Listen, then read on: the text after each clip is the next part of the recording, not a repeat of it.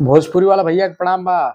का हाल बा, कैसन बानी आप सब। भोजपुरी इंडस्ट्री के सबसे बड़े इस समय जोन खबर बा, जोने के लेके लगातार चर्चा हो रहल बा कि भैया खेसारी लाल यादव जोने तरह से ग्लोबल म्यूजिक के जोन टर्म एंड कंडीशंस बा, जे पर हाई कोर्ट के फैसला आ गइल बा और कहीं ना कहीं फंस गइल बाने खेसारी लाल यादव।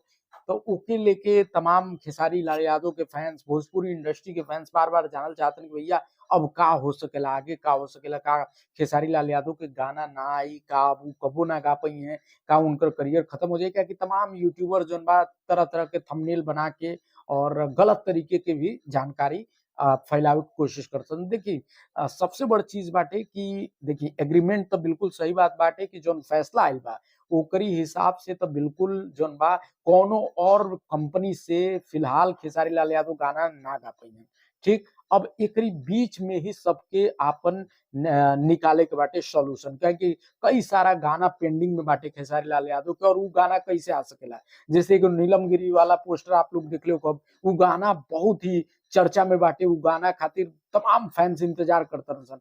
तो वो गाना आखिर कैसे आ सकेला। देखिए सबसे बड़ चीज बाटे कि जौन कंपनी वो गाना बनौले बिया, वो अगर ग्लोबल म्यूजिक के पास जाओ और उनके साथ टाई अप करे, उनके बेच दे वो गाना, और अगर ग्लोबल म्यूजिक वो गाना के खरीद के अगर वो अपनी कंपनी से चाहे वो रिलीज कर, तब वो रिलीज कर सकेला। और यही तरह से खेसारी के दूसर गाना भी आ सकेला।